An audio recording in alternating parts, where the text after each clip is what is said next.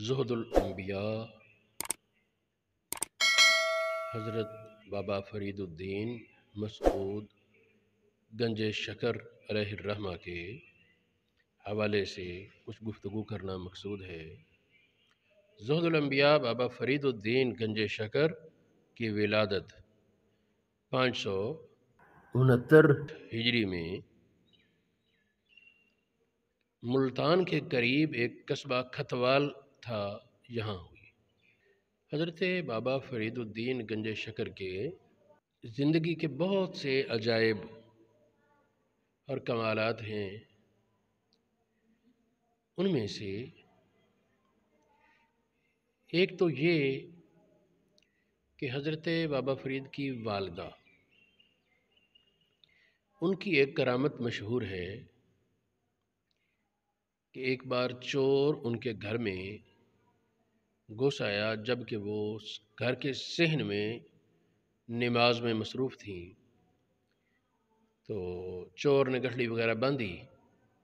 جب باہر نکلا تو جو ہی گھر کی حد سے باہر ہوا تو نظر ختم ہو گئی۔ کئی بار اس نے گھر کی دیوار سے پھلانگ کر اندر اور باہر آنا جانا رکھا، اندر آتا روشن ہو جاتی آنکھیں، باہر جاتا نابینا ہو جاتا۔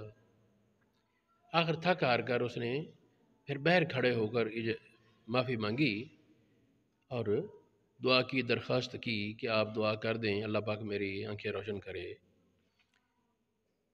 زہد الانبیاء کی والدہ نے وعدہ لیا کہ تم کبھی بھی کسی کی چوری نہیں کرو گے، اپنا کما کر حلال کاروبار کرو گے۔ اس نے وعدہ کیا تو آپ نے اس کو معاف کر دیا اور دعا دی تو اس کی آنکھیں روشن ہو گئی۔ جب والدہ توکل کے اتنے بلند مقام پر فائز تھیں تو کہتے ہیں دودھ کی تاثیر ہوتی ہے، تربیت کا اثر ہوتا ہے۔ حضرت عمر فاروق رضی اللہ تعالی عنہ کی اولاد سے حضور بابا فرید الدین گنج شکر تھے۔ ابتدائی تعلیم یہاں اپنے کھتوال کے علاقے میں حاصل کرنے کے بعد ملتان میں چلے گئے، اور ملتان کے مدرسے میں ایک مشہور عالم تھے مولانا منہاج الدین ترمذی۔ ان سے حضور بابا فرید الدین فقہ کی کتاب نافع سبقاً پڑھتے تھے۔ اس دوران خواجہ بختیار کاکی ملتان آئے۔ اس وقت بابا فرید کی عمر 15 برس تھی۔ بابا فرید الدین کی عمر 15 برس تھی۔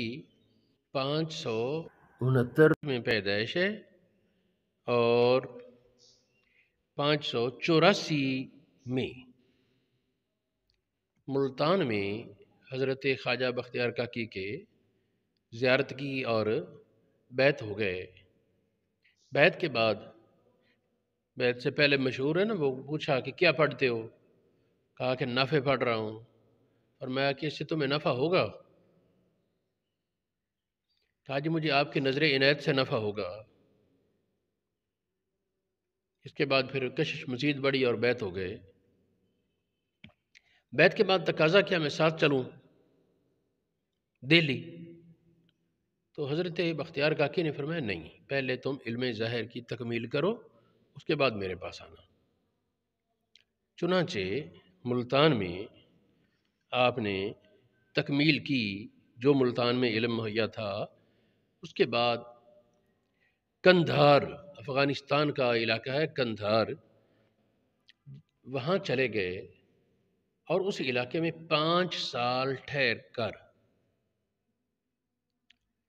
بہت سے مزید علوم کی تکمیل کی اور بہت سے علماء سے مل کر فیض حاصل کیا، اولیاء سے۔ اس کے بعد سیاحت میں بغداد بھی گئے، کئی اور علاقوں میں گئے۔ جو ظاہر اولیاء تھے ان میں سے حضرت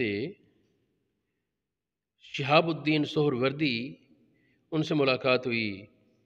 سیف الدین باخرزی، سعد الدین حموی اور اس طرح بہت سے اور اولیاء سے آپ کی ملاقاتیں ہوئیں۔ اس کے بعد دہلی میں شیخ کے پاس حاضر ہو گئے۔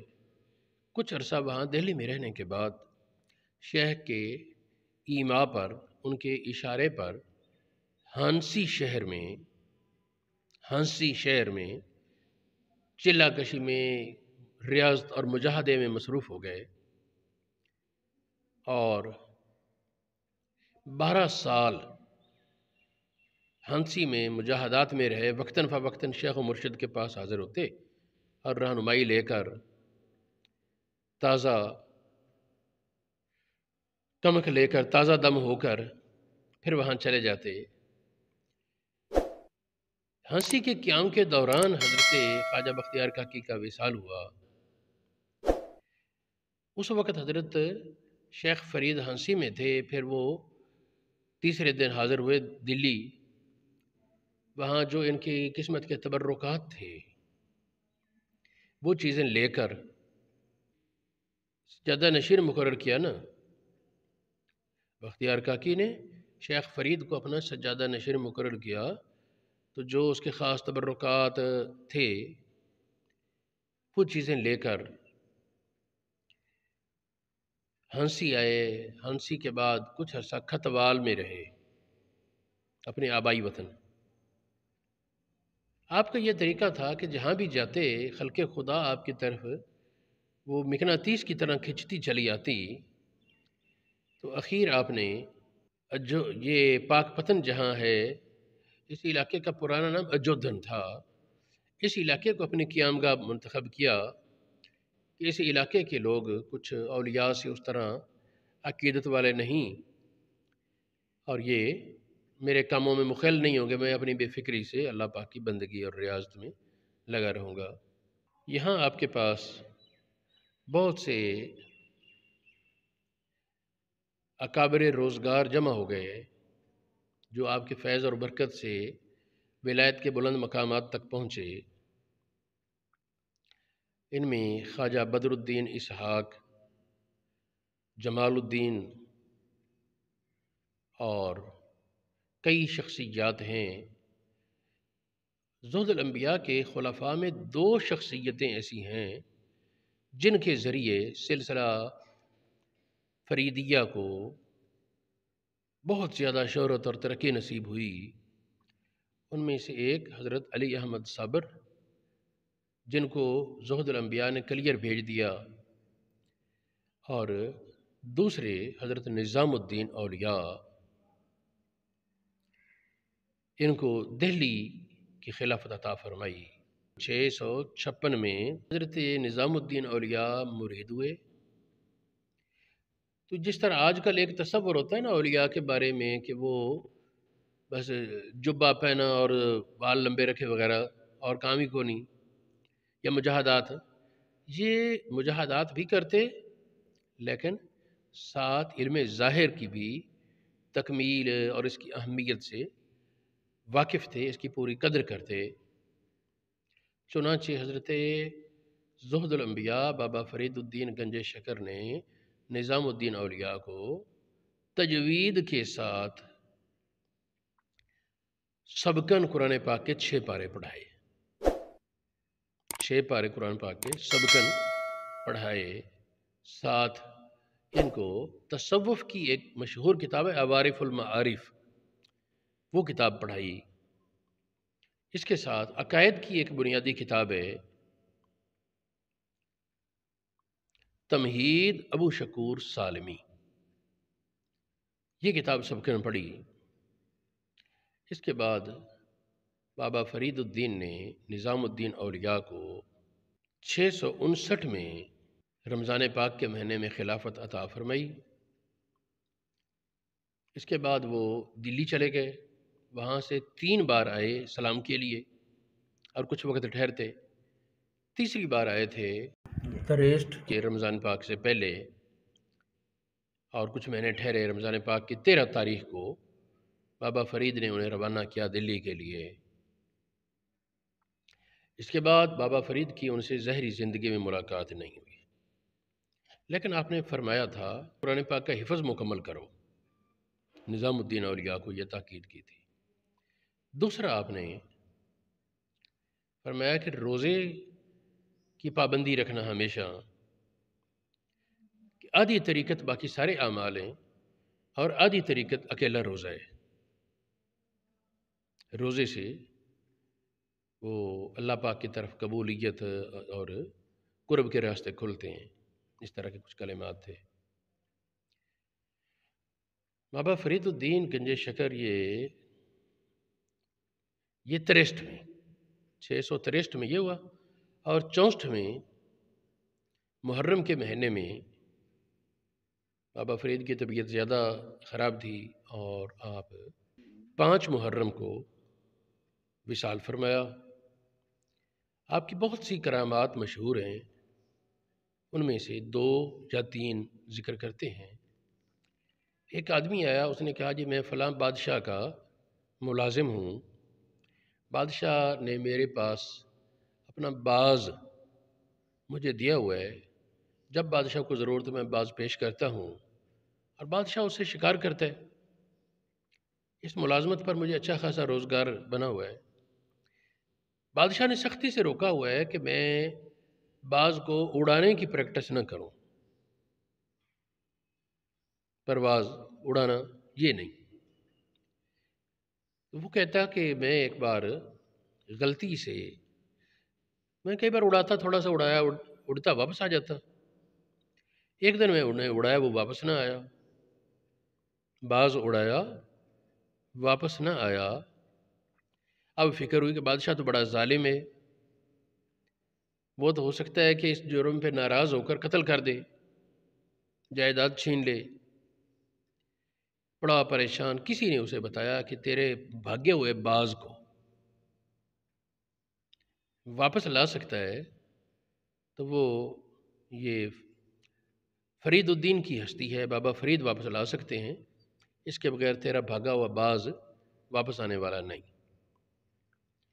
چنانچہ وہ روتا دھوتا پاک پتن آیا بابا فرید کے پاس سلام کے لیے اور آپ سے اپنا معاملہ عرض کیا، تو آپ نے بس توجہ فرمائی اور فرمایا کہ وہ تو تمہارے گھر کے منڈیر پر بیٹھا ہے۔ جب گھر گیا تو وہ آیا بیٹھے واپس باز۔ اسی طرح کوئی آدمی بابا فرید کے پاس سلام کرنے آیا، آتے وقت اس آنے والے کو اس کی والدہ نے 100 روپیہ دیا کہ یہ بابا فرید کی خدمت کر دینا۔ اس نے راستے میں سوچا کہ بابا فرید کو کیا پتا کہ میری والدہ نے 100 دیا ہے۔ اس نے 50 خود رکھ لیے اور 50 بابا فرید کو نذرانہ پیش کیا۔ آپ نے وہ نذرانہ ہاتھ میں پکڑ کر نا اور فرمایا کہ خوب بھائیوں والی تقسیم کی ہے، تو انہیں آدھے رکھ لیے اور آدھے دے رہا ہے۔ اس پر وہ شرمندہ، آپ نے فرمایا کہ بھائی اگر رکھنے ہیں سارے رکھ لو، مجھ سے مانگ کر، اس طریقے تو چوری بن جائے گی جس طریقے تم کر رہے ہو۔ ایک یہ واقعہ بھی آپ کی کرامت ہے۔